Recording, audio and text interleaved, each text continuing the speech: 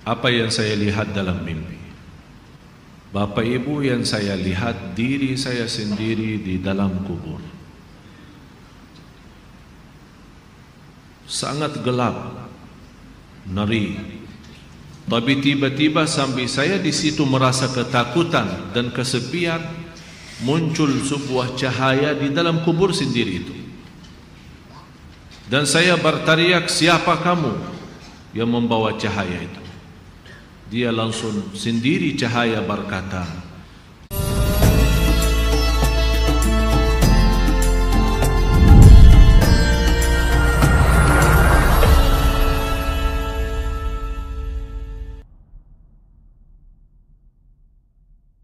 saya semalam menerima kiriman SMS. Seorang ibu meninggal dunia. Biasa kalau kita mendengar berita ada orang meninggal dunia, karena kita semua akan menghadapi kematian. Tapi yang luar biasa, peristiwa yang terjadi saat dimakamkan. Anaknya menceritakan saat dimakamkan di antara kekuburan, begitu mendekati kuburan tempat ibunya, malah semua jamaah yang ada di saat itu sangat terasa harumannya kuburan itu. Harum sekali, keluar semacam wangi yang luar biasa,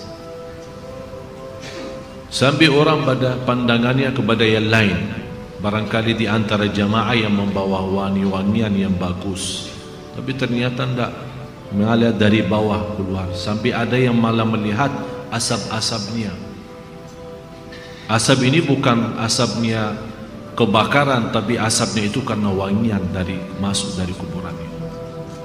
Sampai dikuburkan, malah kata anaknya, begitu saya sendiri yang nurun memakamkan, mengkuburkan ibu saya, sampai saya dan tanah saya sendiri membawakan tanahnya menutupi kuburannya. Pulang ke rumah saya mandi dan mencuci tanah dengan sabun, tapi masih terasa tanah saya harumnya luar biasa, sampai tidak bisa kehilangan.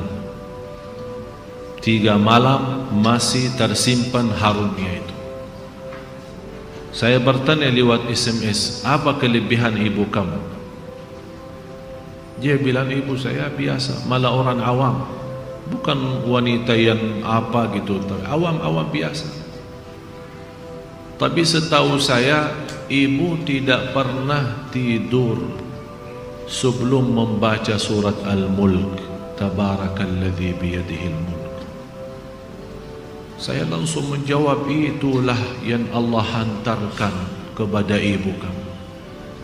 Dan inilah berita gembira bagi kita semua, sesuai janjian Rasulullah sallallahu alaihi wasallam. 30 ayat syafa'at li sahibiha min azabil qabr. 30 ayat yang telah membawakan syafaat bagi orang diselamatkan dari siksa kubur. Dari situ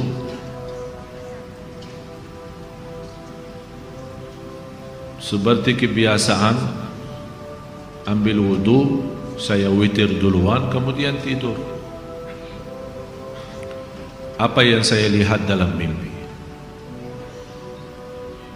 Bapak Ibu, yang saya lihat diri saya sendiri di dalam kubur. Sangat gelap, ngeri, malah terasa seramnya luar biasa, sampai tidak bisa saya bayangkan di saat itu. Tapi tiba-tiba sambil saya di situ merasa ketakutan dan kesepian, muncul sebuah cahaya di dalam kubur sendiri itu. Dan saya berteriak, siapa kamu yang membawa cahaya itu? Dia langsung sendiri cahaya berkata, saya surat Al-Mulk, Tabarakalladzi biyadihi. Saya sendiri di malam itu tidak sempat membaca. Saya bangun kaget. Saya ambil wuduk lagi dan membaca surat Al-Mulk, baru saya tidur lagi. Saya memberikan nasihat kepada semua jemaah yang hadir. Tolong sampaikan pesan ini. Jangan tidur belum baca surat Tabarak, karena kita tidak tahu kapan saatnya menghadapi kematian. Bisa jadi itu tidur kita adalah tidur yang terakhir dari dunia ini. Mudah-mudahan dengan kita mengkhatamkan hari kita dengan membaca surat Al-Mulk, Allah ampuni segala dosa kita dan Allah harumkan kuburan kita menjadi taman dari taman surga. Al-Mulk surah yang luar biasa dahsyat. Saya mohon, biarpun ibu-ibu sedang halangan tidak salat, tetap mau tidur, ambil air wudu dan baca surat Al-Mulk. Baca surat Al-Mulk. Siapapun kiainya, siapapun ustaznya, siapapun dokter yang melarang kita sebagai wanita membaca karena lagi halangan, saya sekarang berkata, ibu-ibu sedang halangan, baca surat Al-Mulk. Karena saat kematian tidak akan bisa membedakan kita lagi suci atau lagi halangan, mati-mati.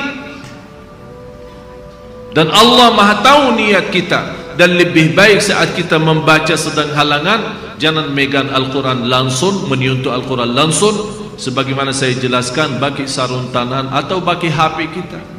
HP kita yang isinya Al-Quran, buka surat Al-Mulk di HP kita dan kita baca.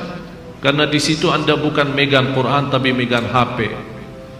Begitulah kita rasakan. Kalau ya Allah, seandainya engkau mencabut nyawa saya di malam ini, saya sedang halangan, tapi ya Allah, saya membaca surat Al-Mulk. Niatkan diselamatkan ya Allah dari siksa kubur. Dan harus kita yakini, kita di umur kita di dunia kubur jauh lebih panjang daripada umur kita di dunia. Bisa malah ratusan tahun. Ada di yang sudah di alam kubur 1000 tahun. Ada yang lebih, kira-kira bisa terbayang 1000 tahun. Apalagi ummah yang terdahulu. Oleh karena itu jamaah sekalian, waspadalah, berhati-hatilah. Marilah kita sama-sama menjaga kebaikan itu. Karena sungguh inna rahmatallahi qaribun minal muhsinin. Sungguh rahmat Allah sangat dekat bagi orang yang berbuat baik. Sangat jarak kita menuju ke akhirat sangat dekat, sangat-sangat dekat. Malah jauh lebih dekat daripada rencana kita besok. Jarak kita ke akhirat, jarak kita masuk kubur jauh lebih dekat daripada rencana kita besok. Malah kematian itu jauh lebih mendadak dan lebih cepat daripada kita mengambil suapan makanan. Belum kita sampai menantarkan, membawakan suap makanan sampai ke mulut kita, sudah dicabut nyawa kita. Jauh lebih cepat itu. Oleh karena itu marilah kita sama-sama semua kita punya salah, punya kekurangan. Apa yang kita senang melihat nanti di hari kiamat, jangan perbuat. Apa yang kita ingin ketemu nanti di hari kiamat, silahkan. Apa yang kita takut dan malu dilihatkan oleh Allah nanti di hari kiamat, jangan berbuat. Dan apapun yang kita tulis, senang kita ditunjukkan oleh Allah, silahkan tuliskan. Kalau kita malu dilihat nanti oleh umat manusia dan dilihat oleh para malaikat yang menjadi saksi, jangan tulis macam-macam. Apalagi sekarang terlalu gampang dosa tulisan itu, gampang sekali. Dan HP yang sekarang ada, malah sudah kita megang menjadi tasbih kita, mengganti tasbih. HP, BlackBerry, WhatsApp, SMS, lain-lain. Saya setiap hari hampir terima 100 SMS.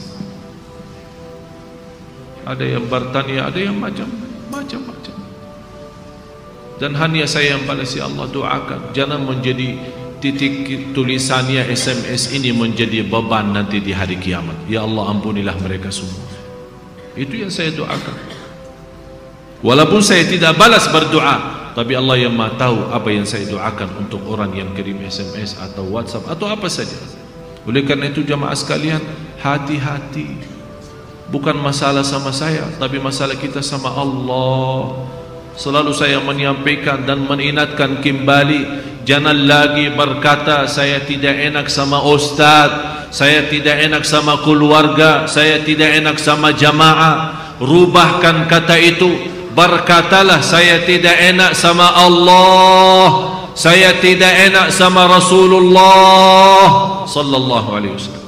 Kalau memang kita ingin diselamatkan oleh Allah di akhirat, bagi saya dunia ini biar kita susah sepanjang hidup kita sampai mati susah, masih jauh lebih ringan susah dunia daripada nanti susah di akhirat. Harus menjadi tujuan kita akhirat, bukan dunia. Akan Allah datangkan dunia dan akhirat. Ya ayyuhalladzina amanu ittaqullah wal tanzur nafsun ma qaddamat li ghad wattaqullah innallaha khabirun bima ta'malun. Orang beriman, bertakwalah kepada Allah dan lihat masing-masing apa yang kita bawa nanti untuk hari esok, hari kiamat. Bertakwalah kepada Allah dan jangan-jangan wala takunu kalladzina nasullah, jangan-jangan menjadi orang yang melupakan Allah, akan Allah lupakan kita. Kalau Allah lupa sama kita, na'udzubillah, berantakan, hancur, dunia akhirat hancur kalau Allah lupa sama kita. Maksudnya lupa Allah sama kita, artinya Allah tidak mau urus kita lagi, tidak mau bantu kita lagi, tidak menolong kita lagi, tidak mau perhatian kita lagi. Na'udzubillah. Kalau Allah tidak mau perhatikan kita, siapa lagi yang mau perhatikan kita? Kita semua tidak punya Allah yang maha adil selain Allah, tidak punya Tuhan yang maha kasih sayang selain Allah, tidak punya Tuhan yang maha menampun selain Allah.